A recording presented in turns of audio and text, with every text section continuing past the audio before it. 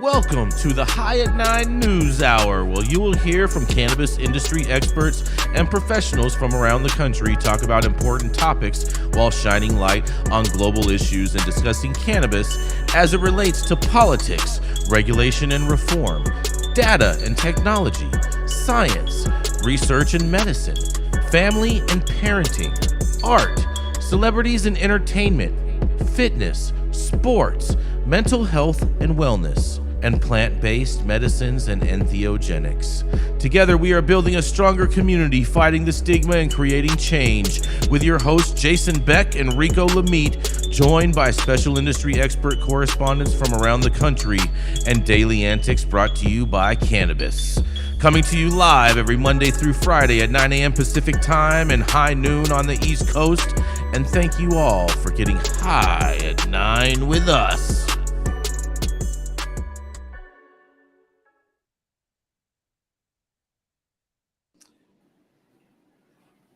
Oh, yeah, that's right. Good morning, everybody. Happy Wednesday.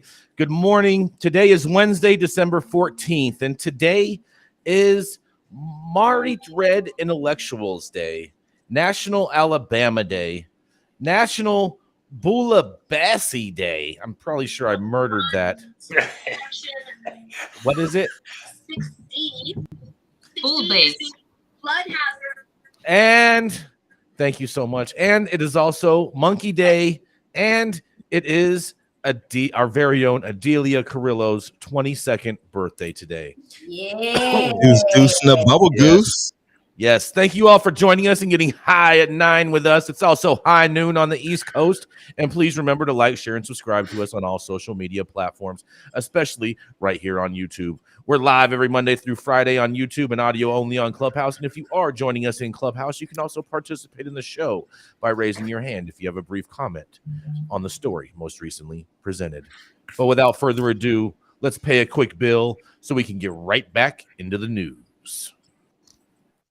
Want to grow some of the best weed in the world? Then you must start with the best genetics in the world. Go to www.dnagenetics.shop to order regular, feminized, or autoflower beans. All of your favorite DNA genetics cultivars such as Kosher Kush, Skywalker Kush, and oh yeah, Chocolate Truffle Shuffle. Boasting more cannabis awards for their award-winning genetics than any other company in the world. Remember to go to www.dnagenetics.shop to see why our terps don't lie.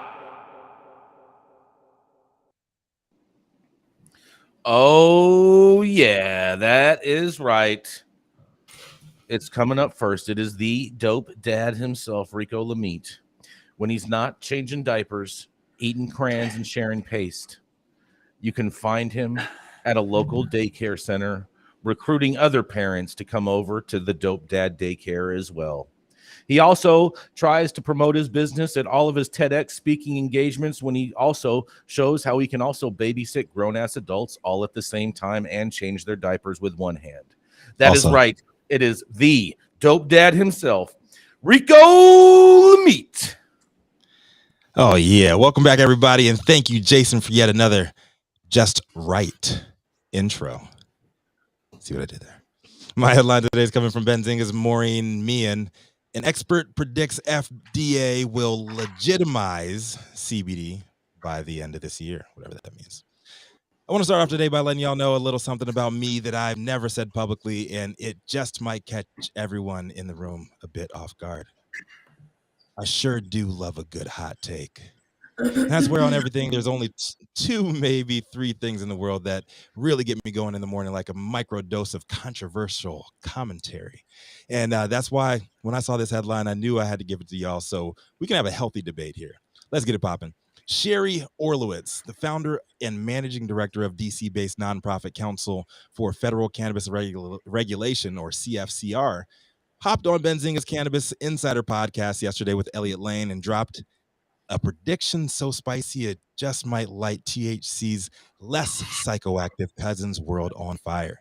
That's right. She said she's got fresh inside information from the Food and Drug Administration that CBD will officially be drop from Schedule 1 status by the end of this year. For all the math whizzes in the room, no need to break calculators. That deadline's 17 days or 2 weeks and 3 days from today. Orlowitz claimed to have just met with the FDA before coming on air and reported that the agency's very much engaged in the movement the cannabis industry is currently undergoing and is an immediate reaction to said news. She said that she predicts CBD and THC will be legitimized by the end of this year. Per the article, these were her exact words. I don't see the FDA continuing any distinction between more and less than 0.3% THC, notwithstanding the agency's various rules, regs, and limits on allowable percentages. CBD is, after all, a molecule, a simple molecule, and whether it is in high THC or low THC product, it does not matter. It's the same molecule. And what I mean by legitimizing is coming to the point of giving guidance as to how much CBD can be in products as well as dose levels. Lane then Orlowitz on whether her pregame Alphabet Boy conversation included any nuggets on rescheduling cannabis or their current ties to THC and its role in the cannabis industry going forward. This was her response. The FDA has always been the gatekeeper until they say CBD is safe. It cannot be put into products while still federally illegal. It cannot cross state lines nor be purchased on the internet. She was shooting a little, bucking little shots right there. A little subliminal game. They did note that Orlowitz is clearly aware that both situations already exist, even though all companies currently engaging in such practices are in violation of federal law. Now, I personally don't trust nothing coming from the feds until I either see it in writing or my lawyer explains that shit to me, explains exactly what they're trying to say in plain English. But I do want to ask the rest of y'all a few questions. There's 3 questions here. Number 1, is Gretchen Gailey's favorite government agency preparing to drop a metaphorical bomb on us to close out the calendar year with a bang? Number 2, now, she is a pretty official looking white lady with alleged Washington insider credentials. Did she, and she did also have a pair of dope ass red eyeglasses in the interview that did pair nicely with the outfit that she was. Sherry Orlowitz, and why should her words or the words of the Council for Federal Cannabis Regulation, for that matter, be trusted? And finally, if this shit does go down as she described on air yesterday, and the FDA does decide to release official regulatory guidelines for CBD before the clock strikes 12 on the night of December 31st, 2022, what does that mean, if anything, for the rest of us in the cannabis world? I'm Rico Lamitte, Dopest Dad on the street here for High at 9 News, and I got questions for y'all today. Please hit me with some answers. What y'all got? Well, all right. Number 1, full disclosure, I do work with the CFCR. They are reputable folks. I know Sherry very well. And they also have people on their board who are past FDA. That's part of how you make Washington work, is you know how people work in the agencies and you get things done.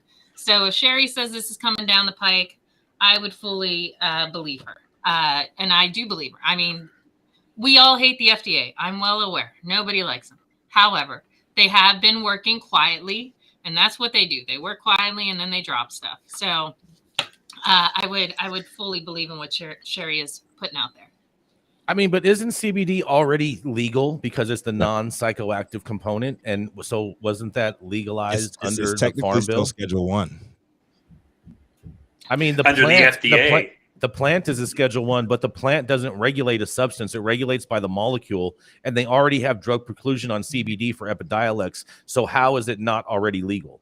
But what she is saying is that the FDA is going to come out and say and give regulations and give their actual guidance on like no distinction between THC and CBD.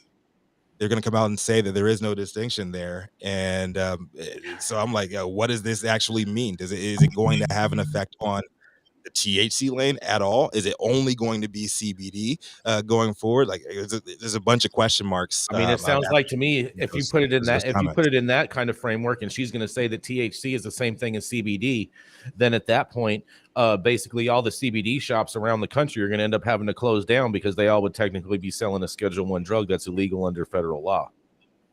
Yeah. I'm a skeptic. I don't think anyone is going to say that THC and CBD are the same thing, Jason. I agree with that, Gretchen. I don't think it is at all either.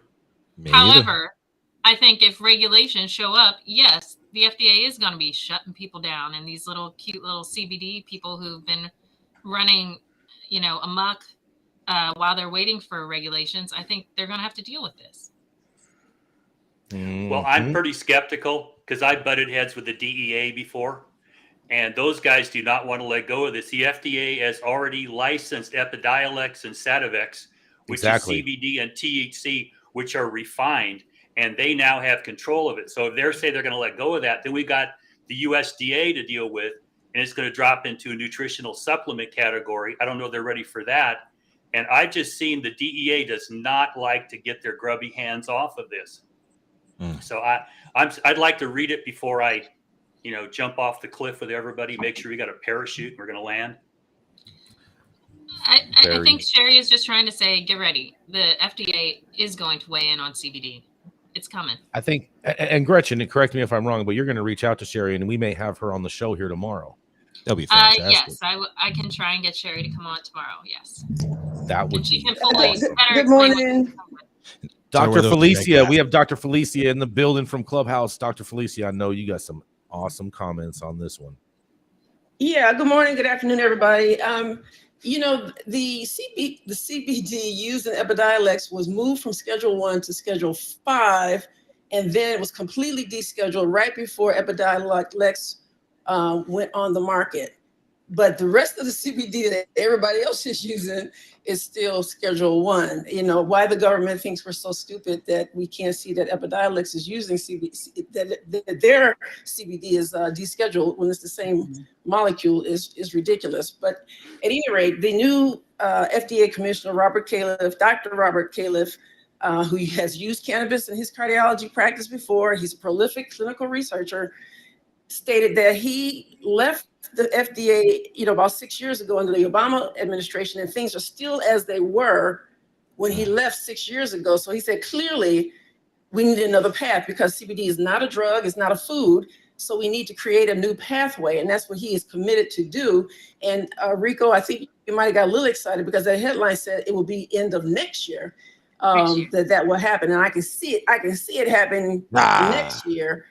Because he just met with the House in May and sat down for a interview with Natural Products Insider, as I recall, and made his comments. So I think he is committed to bringing CBD to the people, but I think it'll be next year, not this year. At the end of the year, I was like, 2 weeks. What? Read the fine print.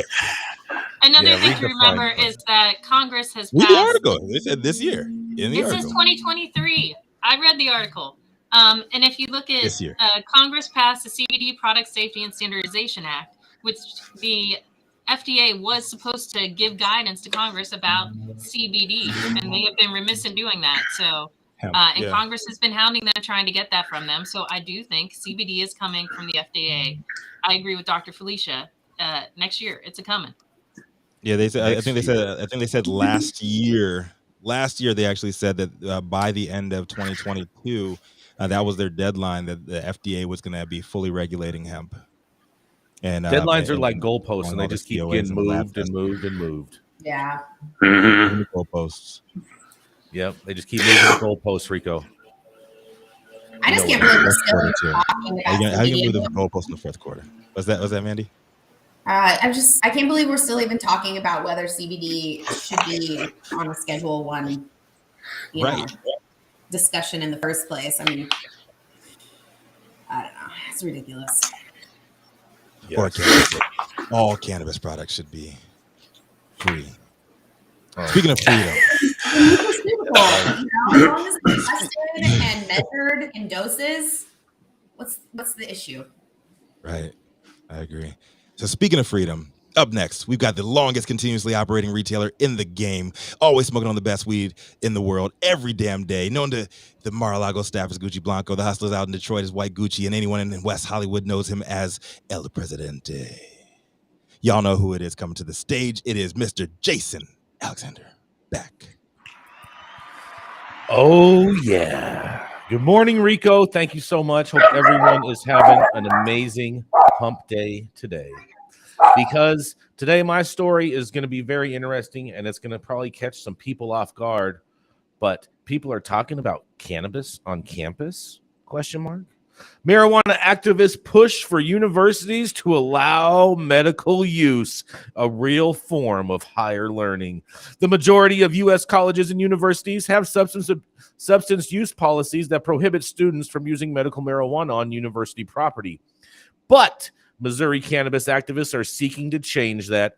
In November, the Missouri affiliate of the National Organization for the Reform of Marijuana Laws, aka NORML, revealed that its 2023 legislative agenda also includes requiring Missouri colleges and universities to allow medical marijuana use on campus, reported the news leader. During this year's midterms, Missouri legalized adult use cannabis by approving an initiative known as Amendment 3, and that became the first state in the nation where voters approved a program for the automatic expungement of prior marijuana convictions. John Payne, campaign manager for Legal Missouri 2022, said cannabis sales are only allowed within the regulated system. However, like earlier medical marijuana measures, Amendment 3 failed to address the issue of cannabis use on university and college campuses. At a minimum, the use of edibles and vaporized cannabis should be permitted by students of university dormitories, Missouri's NORML agenda said.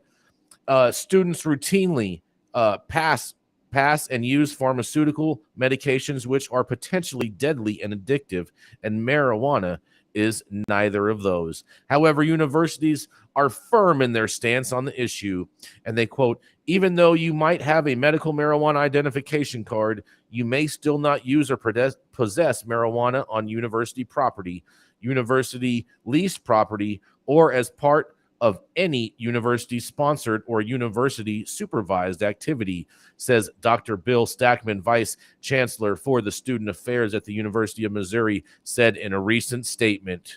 Well, I'll tell you what. Do you think these kids are going to be successful in their attempts to bring higher learning to higher learning? Well, you tell me what you think. This is Jason Beck reporting for the High at 9 News Hour. What do y'all think? They're going to smoke weed while they're talking about it. What's that, Dr. Felicia?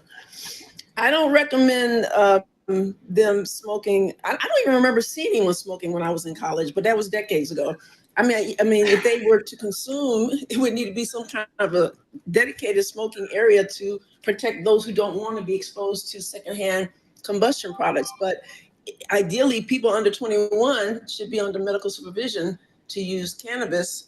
I mean, I know they're not always, but I don't think you need to bow down on a university campus when you're trying to educate people. I'm all for people using it medicinally and getting permission if they have a medical condition, but they should be under somebody's supervision and have a recommendation and all that. So that's just my opinion. I think NORML's blowing hot air up everyone's ass, because I don't see how a university is going to allow for this and jeopardize their federal funding. But they can't stop it. Universities actually have designated drinking areas. I mean, other than like off campus, they're called frat houses.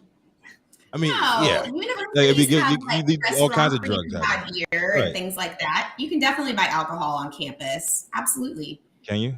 Okay. Absolutely. Alcohol's not a Schedule I drug. I don't recall Where buying. does smoking happen?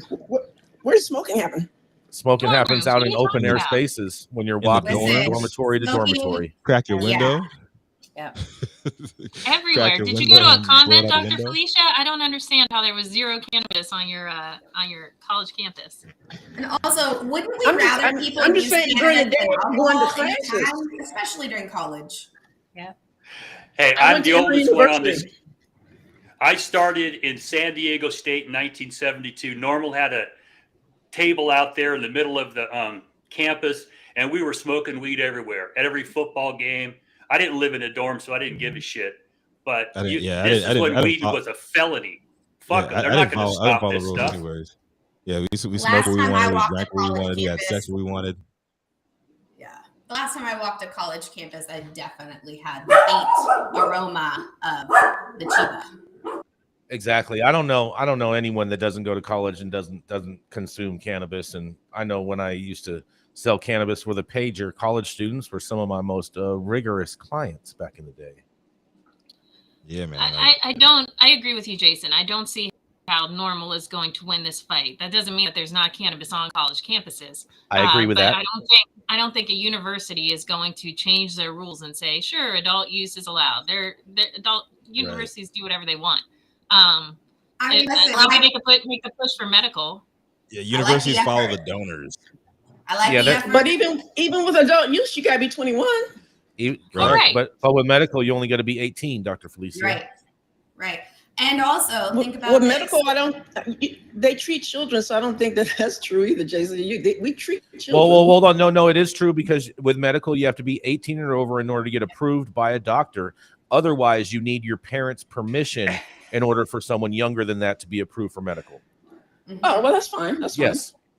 And also, if we're talking about medical access, I mean, think about all of the different ways that cannabis is incorporated to help people with managing mental health issues during the day. I mean, we're talking about anxiety, ADD, PTSD. I mean, there's all kinds of things. I mean, I have been using cannabis all day, every day to help manage ADD pretty much my entire adult life. So think about it in that framework. And before we go judging about when and where people need to use it, because do I really need to go to a special area to take a gummy? No. That's the most stupidest thing ever. No, that's talking about smoking. Yeah, no. But in the article, Dr. Felicia, they reference that, like, have a designated area for people to consume vapes and gummies and whatnot. And that's just the most stupidest thing I've ever heard ever. But we also have Benjamin up from the Clubhouse audience. Benjamin with Underdog Farms. Benjamin, do you have a brief comment on this? Seeing no unmuting mic. Bum, bum, bum, bum. Anybody else? Jason, I'm trying to understand from your story. Are they pushing medical, or are they pushing all use? They're pushing to allow for medical use on the college campus. They're not pushing the adult use. They're pushing for medical use to be available for medical patients to be able to consume while they're on campus. If that happens, expect a huge uptick in collegiate aged medical licenses. Well, you know, the NCAA is going to be totally against this, because their athletes are probably going to want to become patients once they can consume cannabis on campus legally. I mean, their athletes are already. They're just going to flunk their drug tests. They're already smoking weed. Yeah, if you were a scholarship athlete like I was, man, you know exactly. You're an investment to that university, and they're not going to blindside you with that shit. Like when I was at Northwestern, like it was $47,000 a year in tuition. Like now today it's $74,000 a year in fucking tuition. It's $300,000 that you're putting up, and you're giving a free scholarship to this person to represent your school, right? In whatever fucking capacity. We knew exactly when we were going to get tested. We knew exactly that the NCAA they are testing us for steroids and stimulants, and the school tests you for street drugs. And in my 4+ years that I was there, I never got randomly tested until like the summer before my 5th season, and that was because one of the guys that went to the NFL got popped for steroids. That's the only time I got randomly tested the entire time that I was there. So they know exactly what they're doing, and collegiate athletes, we chief. Quick question. Is anybody getting expelled from universities these days for cannabis use? Just curious. I don't think. I mean, I haven't heard of it. But probably at like Liberty College or something. Like probably definitely not. Should be a low enforcement priority. Yeah. Period. Like it's a leave waste it of time. fuck alone. But nonetheless, we got to know college kids are experimenting with when all you do kinds a quick.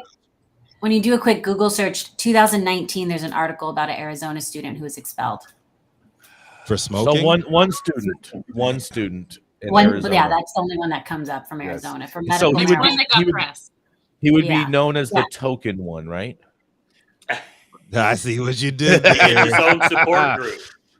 All right. Untrained eyes might have thought. Untrained ears might have thought that was racist. Oh God, here we go. Coming up next, she's a political strategist by day and a baker by night, a true female multitasker. who can not only bake up a storm, but also knows how to make the sausage on Capitol Hill. She's the founder of Panoptic Strategies and our very own Washington insider. Taking off the apron and coming to the stage is none other than the Gretchen Gailey. Good afternoon. My headline is coming from Marijuana Moment, and happy birthday, Adelia. My headline is House Marijuana Banking Sponsor and Key Senator Keep Up Fight, while GOP whip tempers expectations and the clock ticks down. As the clock keeps ticking during the final weeks of Congress's lame duck session, Representative Ed Perlmutter says marijuana's banking reform is one of the outstanding items he's committed to advancing before his retirement. A key senator also said that a deal on the bill absolutely could still happen, with lawmakers close to an agreement. That said, the Senate Majority Whip says he doesn't expect to see the Safe Banking Act attached to omnibus appropriations legislation that's being actively negotiated and that advocates are hoping to see used as the vehicle for the reform after an attempt to place it in a separate defense bill failed this month. The pressure is on with just weeks left before the end of the 117th Congress, and financial organizations, including the National Association of Federally Insured Credit Unions and Independent Community Bankers of America, are amplifying their message to lawmakers to get the job done sooner than later. While there's uncertainty in the air, Perlmutter said at a House Rules Committee meeting on Tuesday that there are two outstanding matters that I'm still working on. Obviously, one is safe banking. He said, holding up the text of what appeared to be an amendment with the reform language. Hopefully, I can add it to something. There aren't many more things, but add it to something.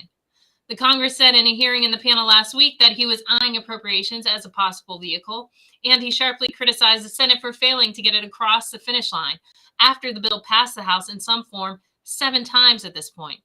On Tuesday, Rules Committee Chairman Jim McGovern gave a brief speech applauding Perlmutter's work on a variety of issues as he prepares to retire at the end of the session. He joked that none of us will ever forget, as long as we live, his advocacy for the Safe Banking Act. He has truly led the charge on the issue like no other member of Congress on any other issue. I think that I speak for most of us when I hope to hell we can get it done and never have to talk about it again. Representative Carolyn Maloney co-signed the chair's remarks and added that she doesn't think she's ever passed a bill that didn't call me up and say, we've got to attach safe banking to it. The congresswoman said he's absolutely right. It's a bill that's long overdue and needs to pass, and he did incredible work. Meanwhile, Senate Banking Committee Chairman Sherrod Brown said in an interview with Nexstar that aired on Monday that he sees a path forward. It absolutely could still happen. He added the lawmakers are this close to a deal, pinching his thumb and index fingers about an inch apart. He also left the door open for a package of incremental reforms known colloquially as Safe Plus that would involve both cannabis banking and expungement proposals. Brown said that we're trying to walk the line to help those young people with marijuana records. Whether Safe or Safe Plus makes it into the must-pass spending legislation is yet to be seen.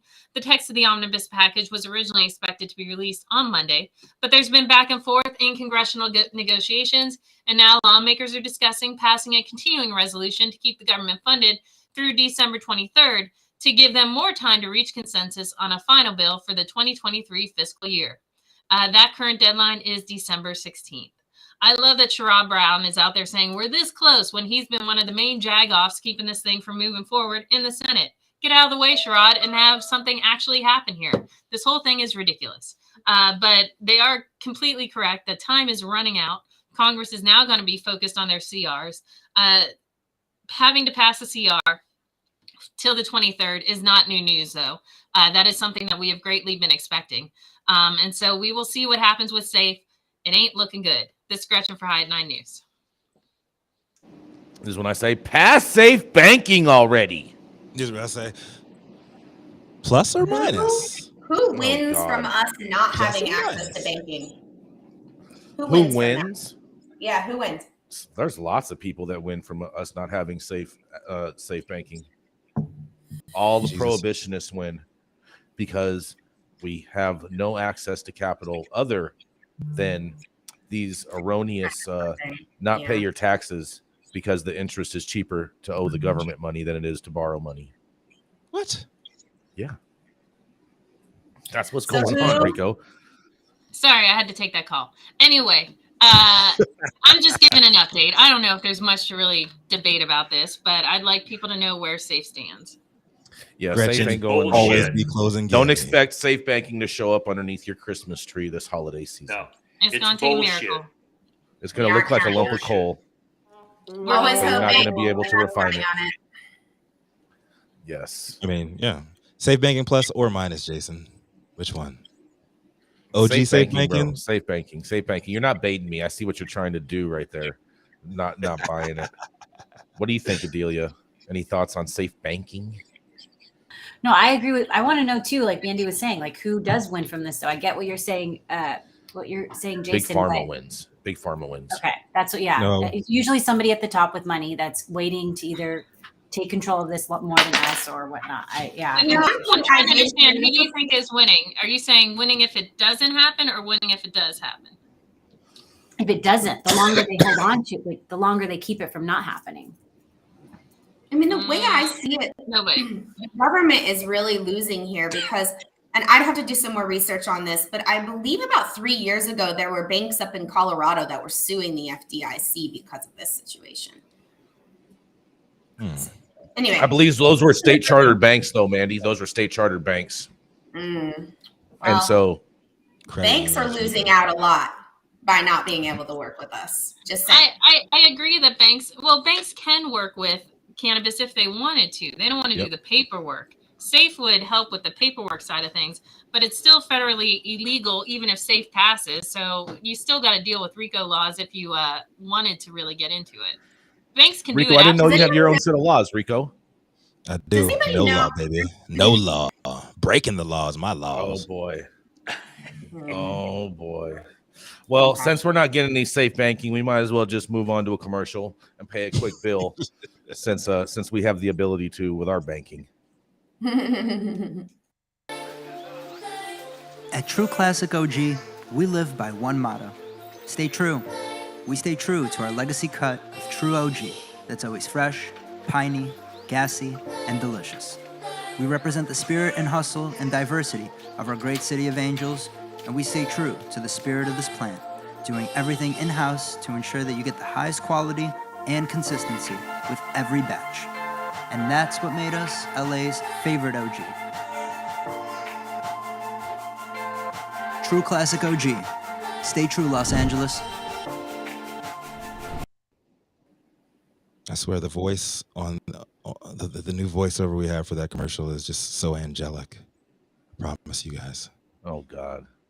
The thoughts and opinions and shade thrown on High and Nine News are those of individual speakers and not those of any other speaker or his followers. The statements made do not constitute legal or accounting advice, and our speakers make no representation regarding the legal status of any substance in any country, area, territory, or any of their authorities. The views expressed in this room do not establish any fiduciary relationship. Our sponsors do not imply or constitute any endorsement by us or the expression of any opinion. Stage. If you are an easily offended person, maybe, you know what? Dale Schafer's in the house today. And he's here to tell you to quit butt puckering, smoke a bowl, raw dog something, because you know what? It's Schafer time. What else you got for us today, Jason? Flying into LAX, and you want to taste some of the best weed in the world? Then stop by LAXCC, the closest dispensary to LAX, located at 8332 Lincoln Boulevard and open from 8 a.m. to 10 p.m. 7 days a week.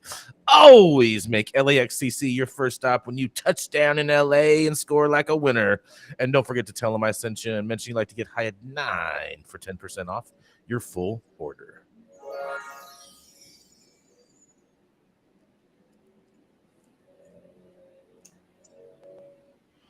Rico, you got me? Oh, yeah, shit. bro. You got Dale, bro. Come on. Is Dale? I got Manndie on the sheet, bro. Then you got Manndie. Then that's who you got. Hey. She's better looking than me. Hey. Take her. Oh, come on. God, dude. I'm not touching that. All right. It's not on my sheet, but I'm gonna go with it. I'm gonna go with it. All right. I'm sorry, Manndie. I am so sorry. But up next.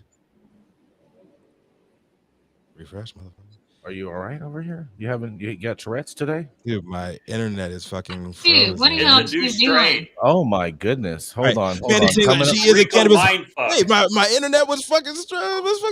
Up next, we got a cannabis podcast extraordinaire, serial cannapreneur. She's the co-founder of Camilla, Cannagram and Women's Canna Awards competition. Also, Emerald Cup edible judge with a goal to sample and evaluate every cannabis edible on earth.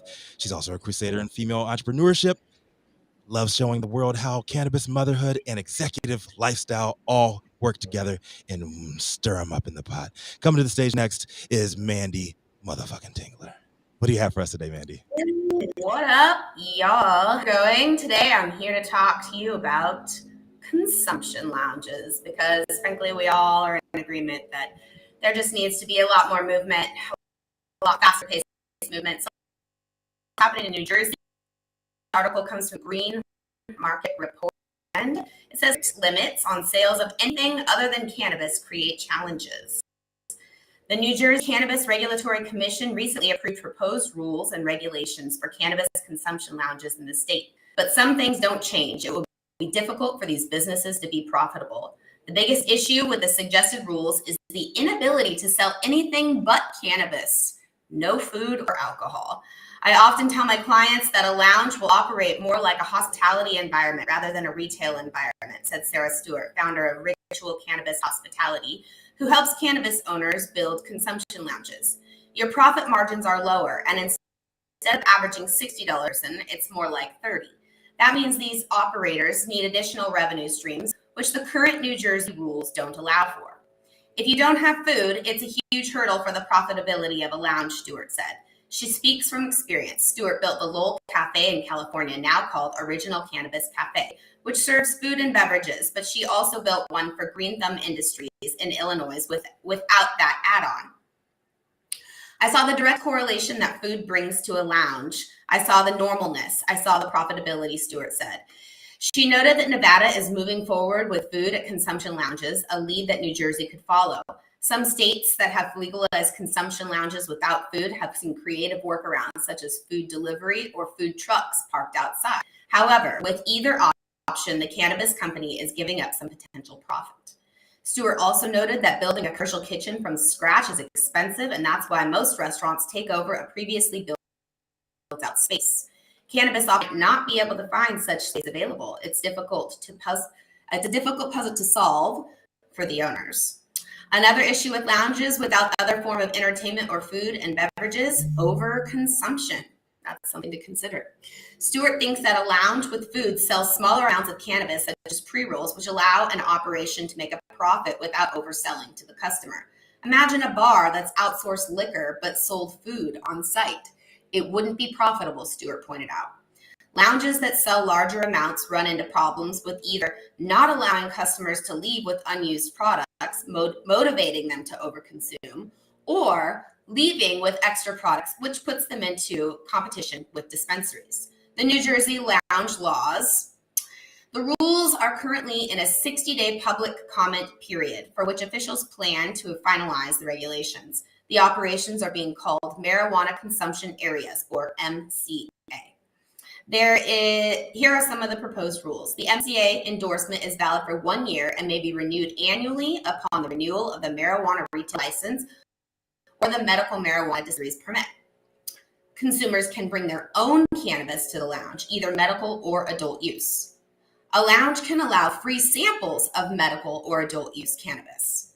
Customers can take any unconsumed cannabis with them, but it must be repackaged to meet state requirements. Strict sales limits to prevent overselling. Customers must be 21 and up. The proposed rules carry a $1,000 application fee for all applicants, but if approved, micro businesses will face an additional $1,000 licensing fee, while a standard consumption lounge business license would cost $5,000. Big no-nos include no alcohol or cigarettes consumed on site at the lounge, no retail food operations, employees cannot consume while on the job, and any cannabis left by consumers at the lounge must be destroyed. I don't know, you guys, these rules are incredibly rigid. As an entrepreneur myself, this is a massive uphill battle, but I'm wondering how flexible and reasonable the state of New Jersey is. And I'm also wondering if the lawmakers there have visited any cannabis cafes elsewhere in the country. What do you think? Not going to work. Yeah. Not going to work. Sounds like they're like all their cannabis businesses being set up to fail. Yep. And knowing how the lounges are set up in West Hollywood, how would you say that this compares, Jason? It's very similar. Very similar. You can only purchase a certain amount of product in a West Hollywood lounge because you cannot. They're not designed to be retails. There are limits as to what you can take home with you legally. But granted, how enforcement is done on that is left up to anyone's best guess on that. But there are those similar rules in place in West Hollywood as what I just heard Manndie present for New Jersey. So does it make sense to me about packaging to make it compliant when you leave the facility? Does this mean that you bought a vape cartridge, you now have to repackage this vape into a child? You know what I would guess? I would guess, Manndie, what they're referring to there is that you probably are forced to buy an exit bag from the consumption lounge and then exit with all those products in that exit bag. That to me would make the most sense as to what they're talking about there. Yeah. I'm sorry. I was just going to say I've been to Poppin' Barkley's consumption lounge up in Humboldt, and the dispensary was in one place. You would purchase your product and go into the lounge that was separate. But that was so you could have the bag, so you could have the exit if you needed to. And then they had food trucks and things on hand because they weren't allowed to sell food or alcohol. I'm wondering if this could be, well, I see exactly what you're saying, Manndie, that this doesn't sound like a good time at all. But could this be a benefit to someone who is pushing cannabis beverages or edibles or some type of infused deal? Would that be something that would be allowed? Because I would assume beverages would be allowed. Cannabis infused beverages, not alcohol. I don't know, but there are really sexy trap houses all over the place now to go and hang out and smoke your weed, and you don't have to worry about taxes, and you don't have to worry about anybody bothering you. I hear that, but I think that's I think that's naive moving forward. I have a friend, she actually just won a consumption lounge license in New Jersey, and hers is for Atlantic City. And so I think she's going to do quite well if she can get it up and running and make it work in that. How's she going to do quite well, Gretchen? How's she going to do quite well? Because I don't think it's, somebody who's looking for a place to smoke who can't smoke. This is a tourist area. It's Atlantic City. People are going to be coming and going and want a place to consume nicely out in public. I mean, I think the idea that people just want to hide all the time in some trap house, I think is ridiculous. Home of the Taj Mahal. Do you think they're going to have to charge like a membership? Because when it says consumers can bring their own cannabis to the lounge, like where's the money? Like how are you making money with that? How do you make money? I've seen them do corkage fee, like you do when you to a restaurant. It's called a tokage fee, Gretchen. It's called a tokage fee. Whatever. Yes. And the point It's called is, a you have to pay tokage some fee. type of entrance fee. I think I do like to infuse my infused beverages with alcohol. It does give an opportunity for brands to collaborate with these lounges if it says that there can be free samples provided. So that could be a good opportunity for brands. Oh no, I think these people are getting set up for failure. Ways to consume it's a cannabis tough in restaurants, no matter where you're at. There's all kinds of beverage mixes you can take with you. There's edibles. There is a limitless number of tinctures you can pop in drinks, folks. You can consume cannabis anywhere. I don't really care. Poppers. Yes, that's right. Well, thank you so much for that story, Manndie. And hopefully they do well, but time will tell. And I'm sure some of us will go out there. Yeah, I'm sure some of us will get out there and go and check them out and see for ourselves and do an in-depth review on these Deep places. Dive. Oh yes. But coming up next, he's a 35-year practicing attorney with 23 years in the California cannabis space. Dale is a former member of Club Fed, serving over 52 months for cultivation and intent to distribute to a handful of terminally ill patients. He started his cannabis adventures as the co-owner of the California Medical Research Center and is now the founding partner of Armada Law Corp. Coming up next is none than the felon himself, Dale Schafer. Well, this morning's headlines comes out of Delaware. Cannabis company Dutchie's founders sue in Delaware after a board coup. This is going to be a story we'll touch upon over time here. And it represents a problem in the industry, but it also represents a problem in any corporation trying to get funded. What we have here is a couple of guys, brothers, started Dutchie in Oregon, and an initial round of funding in 2017 got them $3 million. They got up and started running. They're an e-commerce firm that has currently contracts with 5,000 dispensaries, and they assist them. They're an ancillary business and apparently pretty successful. So when they got up and running, they started into a round of funding. And these are what are called Series A, B, C, D funding. What they are is not common stock generally, it's preferred stock. Snoop Dogg invested in them in the beginning. So when they came back and asked for another round of funding, some of the people that were in initial funding brought their friends in. And the way this works is you put together an agreement that if we dump X amount of money into your firm, we're going to get some amount of preferred stock, and you set up probably somebody on the board for a directorship so that you are going to make sure you get dividends, because these are basically dividends, not increasing stock value. You want someone on the board to make sure you're going to get dividends. And that's where the mission creep begins. Because when you go out and get money, the people giving you money, they want to have some control over these companies. Now, I don't know these two guys that started this, Ross and Zach Lipson. I don't know if they're competent to run a large corporation, but as they kept going back to the bank, if you will, to do the round of funding, the A round got 15 million, the B series got 35 million, and then in July of 2021, they did a C round, 200 million, and then they did in October of 21 a D round, $350 million came in. Okay, when you bring that kind of money in, those are typically venture capitalists. They have funds. They want to make sure that you aren't going to go south on this company. Okay, so they pack these boards, and they also have special shareholder agreements. And these involve, you got to go back and restate your articles, add more directors. You have shareholder agreements that are going to indemnify these directors. You have tag along, drag along provisions. If you try to dump this company, we're going to get some 1x, 2x, 3x of our investment before anybody else gets money. A lot of things go into it. But they also can put people in executive positions. And it looks like that's what happened is they brought in the last $350 million.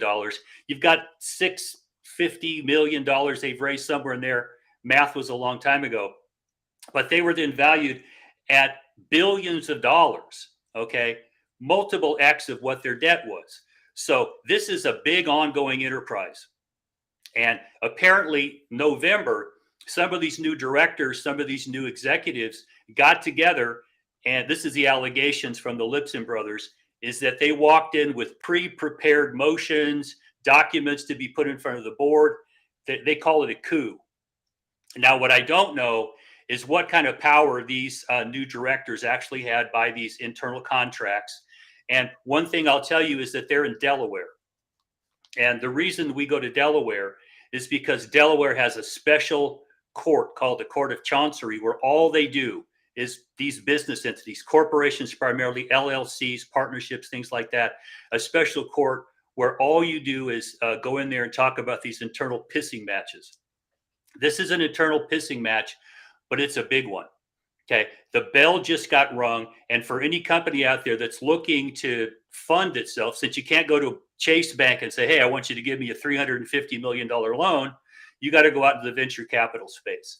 And so when you do that, you've got to be careful of who you're bringing inside, because the camel gets its nose under the tent, and the next thing you know, they're coming in to take over your business. So that's what we've got here. This is going to be an ongoing discussion. And for anybody who's ever been involved in running a company, especially a corporation, these should be clarion calls to be careful and plan what you're going to do. And like Sun Tzu said, know yourself and know your adversary, because otherwise they're going to kick your ass. So let's throw it back to the group. Tell me what you think.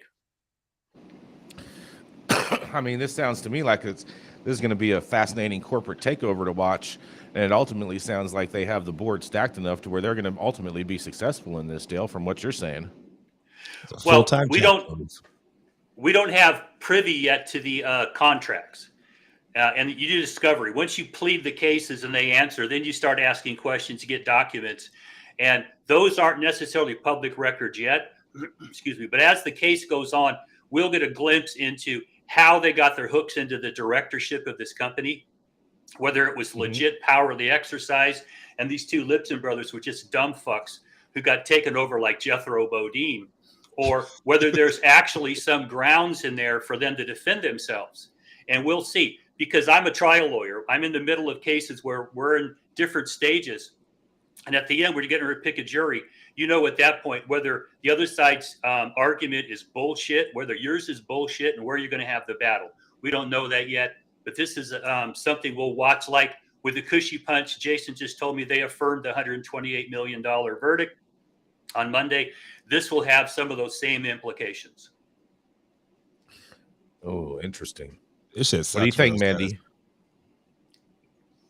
I mean, Dutchie brought in a lot of money, just under $1 billion from all those calculations, Dale, or is it over $1 billion? I mean, you said 200 million here, 300 million there. You know, well, what I think it was 600. My math was 600 million, somewhere crazy in that range, close enough. So just under $1 billion they brought in funding over 4 different rounds. Yeah, it was crazy amount that they raised, and how much of that were they going to get? Are they going to get to keep? They got kicked out of their own fucking shit, but how much is left? Yeah, right. How much is left? Well, because they bought Green Bits. They bought Green Bits, right? The industry is not even not Green Bits. They bought oh man, I forget what it's called. No, it wasn't Green Bits. It was another POS software that they bought. Dude, I promise it's Green Bits. Well, they're valued at $3.75 billion. So if you've got X amount of stock, do some math and figure out a par value for this stuff. And that's where the average person just, it's stock, it's common stock, it's voting stock. No, it's preferred stock. When the dividends issued, you get preferred treatment for these dividends, and that's how your value is. But for a common stock owner, if you go out and do a fundraising for $600 million and the company now has become $3.75 billion, your stock value just went through the roof. Okay, so you're sitting fat and happy. Yeah, this ain't no high times conversation. And Jason, they did buy Green Bits.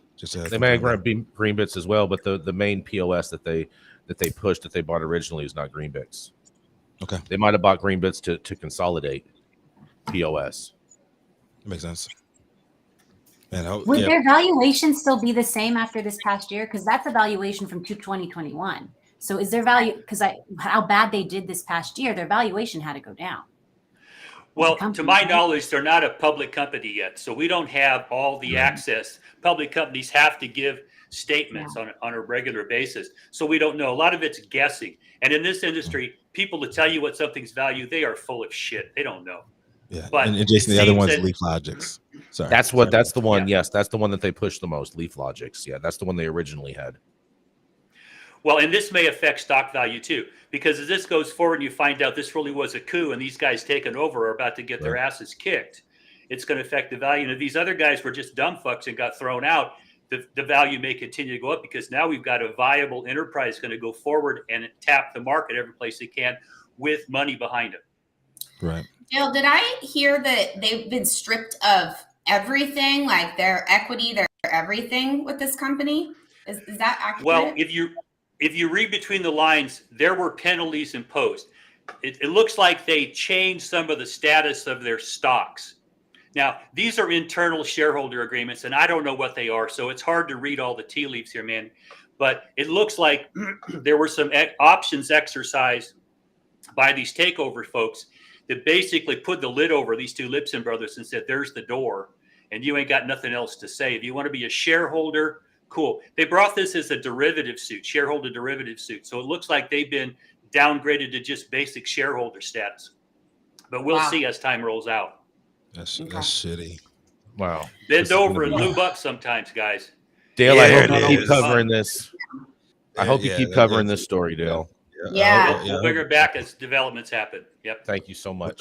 Yeah, appreciate that, Dale. Like 100%. And thank you for the breakdown for us that need that information. So she is the CMO of Event High, the industry-leading cannabis-focused event ticketing and promotion platform that changed the game for good when Eventbrite didn't want none of that smoke. She's also co-host and founder of the revolutionary professional women in cannabis networking series, Blunt Brunch. And today, she is celebrating her 21st birthday, which means she can throw away that medical card and join us on the rec side of the game where the crossfade is king and we consume for effect. Coming to the stage next, it is none other than the birthday girl herself, Adelia Carillo.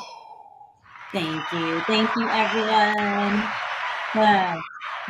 It really is a good way to start the day with you all. So I am honest about that.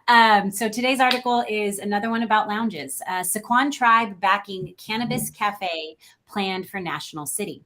So last May, National City became the first municipality in the county to approve cannabis lounges. In a unanimous vote last week, the city voted to approve 3 cannabis business development agreements, including a request from Sessions by the Bay to open a weed lounge, which would be located in the city's tourist commercial zone on a property owned by the Sequan tribe. Now, on Monday, Adam Day, who is the chief administrative officer of the Sequan tribal government, confirmed to NBC7 that a tribally controlled financial entity, the Sequan Tribal Development Corporation, had partnered with Sessions by the Bay on the project.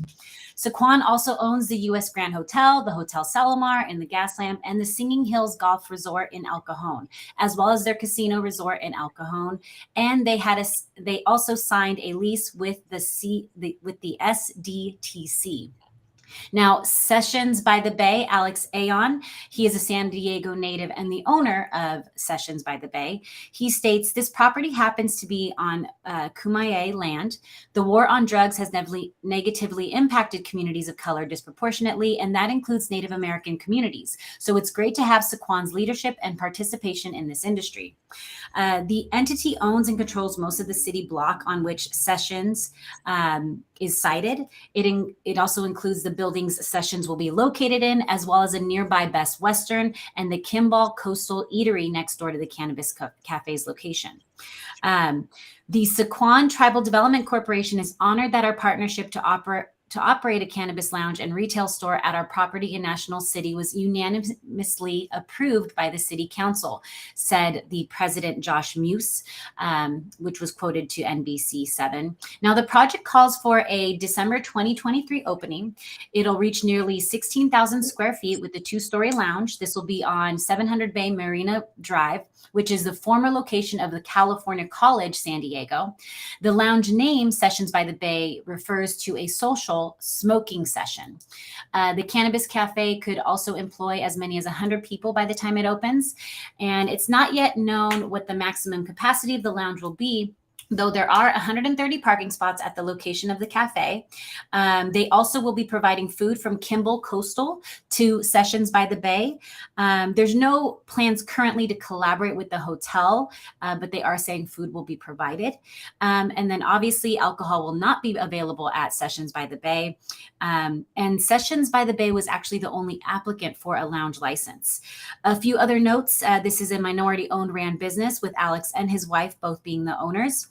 They have been in the industry since 2019 and have previously owned a dispensary. They also expect this to be well over 6 figures. They expect the project to cost a total of about $4 million, which will go into tenant improvements, investment into marketing, inventory, and significant investment in the workforce, training, and hiring. They do plan to hire 60% of their workforce from National City. There are some concerns from National City as a whole. Even though this was approved in South Bay's city ordinance, which permits retail sales as well, they Oops, sorry. I'm going to jump for a quick. The city, not surprisingly, has lots to say about the specifics of the lounges. Namely, alcohol and tobacco consumption in the lounges is prohibited. Patrons must be 21 and older. Cannabis consumption cannot be seen from outside the lounge. No BYOC, so patrons have to buy their cannabis on site. They cannot bring it to the lounge. The lounge can sell food. A security guard must be working during the hours of operation, and the approval of permits is dependent upon a anti-drug driving plan. Now, National City Ordinance went into force June 3rd, 2021, 30 days after its passage. And when Sessions by the Bay opens in National City, it will be the first in the county, though not the state. As you are all familiar, cannabis lounges are already open in Los Angeles and other cities as well. So this is Adelia reporting with High at 9 News Hour. And as many of you know, San Diego's pretty conservative, and we have spoke about this before. We knew who the applicants were. However, we didn't know who the applicants were. I would love to hear from the rest of our correspondents or those in the audience about this partnership and overall opportunity with the Consumption Lounge in National City. I mean, it sounds to me like they have a lot of the same rules in all these other regulated markets as far as consumption is concerned. No, you have to buy your weed from them. No, I mean, this place is allowing food. You can purchase the weed there. I don't know. I think this industry gets too hung up, no offense, on its legacy self and can't see the forest through the trees, that they need to be looking at tourism. They need to be looking at other ways of bringing mainstream America into this industry to make it thrive. So I think they will do well in a place, especially like San Diego. Yeah, I agree. I think that this is going to be set up to thrive in a lot of ways. And I'm really interested to see some kind of ledger about how much illegal cannabis has been running through these businesses previously. Do they have a casino? Do they have a casino on this property, Adelia, also? Is this a resort casino property? No, the casino's not on the property. The casino's in El Cajon, which is about 30 minutes away. It's just owned by a casino. Are they going to have like a bus that takes people back and forth? They probably will. I mean, there's got to be a shuttle, of course. I mean, or maybe they should just hire Elon and have him build the tunnel like a little bullet train back and forth. Elon. Yes. Right, we'll have it figured out. I mean, well, good luck to these guys. I hope they do well. It sounds like they're going to do well. San Diego, I mean, they are pretty hard on the weed out there, even though they do love the weed, and it's a great place to sell trees at. But always, yes, I did have a San Diego cop one time tell me that weed ruined his entire family. And so my only thought was that's what he claimed. He claimed it like ruined his whole family. Everybody. And so my only thought was like, what happened, bro? Like you busted the wrong cartel dude or something? Like I couldn't understand what could have possibly happened in regards to weed, but he was on one. He was on one that day. He was mad I had a handicap placard and had the proof to prove that I had a handicap placard when I was trying to park at a freaking football game. All right. On that happy note, I'd say let's wrap it up. We're about to do that. We're getting there, Gretchen. Rico, what you got for us? You all right, Rico? You with us? The 10,000-yard stare. Dude, fucking this hood internet and fucking South Central's fucking killing me, bro. You gotta get that Starlinks, bro. All right, I'm just gonna read it from I'm gonna read the fucking the basic. They have the strain for that, Rico. I'm just gonna read the fucking the basic one from our fucking spreadsheet because my internet's fucking stuck. So I apologize, everybody. Appreciate everybody sticking with us. So thank you guys yet again for joining us for High at 9 News. We are on Monday through Friday at 9 a.m. PST, high noon on the East Coast. Big shout out to our audience and supporters for tuning in daily and listening to the insanity that is the developing cannabis industry. Thank you to the haters out there who continue to talk shit. We know you have diarrhea in the mouth, but you know what? There is no strain that is tied to Imodium AD. Thank you to everybody over in Clubhouse and Jaja Simone holding it down for us. Our main man, Adam, behind the scenes, making sure that we stay connected, even though he can't fix my bougie ass, or busted ass internet today. Thank you for all of our correspondents tuning in from all over the globe, giving us your well-respected opinions and breakdowns for every story. And also, thank you, Cannabis Sativa L. We come here and do this for you every single day, and we hope that you accept our sacrifices. You have all been blessed with the top headlines of the day. Make sure you guys go out there and bless somebody with a little crossfade action yourself. My name is Rico Lamitte, the dopest dad in the street, and I need to call Spectrum because my shit is all fucked up today. Jason, you got any closing remarks for these good people? Call Starlinks, bro. Call Starlinks. Fuck your Starlink and fuck Elon Musk. Just get a Starlinks, bro. Adam, run it. Have a great day, everybody.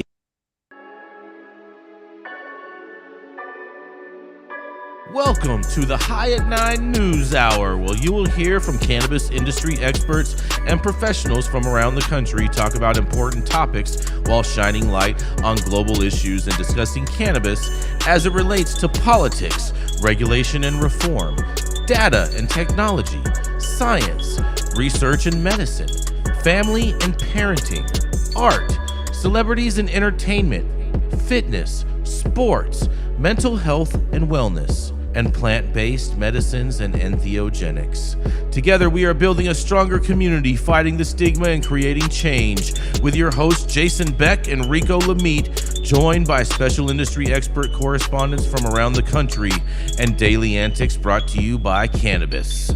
Coming to you live every Monday through Friday at 9 a.m. Pacific time and high noon on the East Coast. And thank you all for getting high at 9 with us.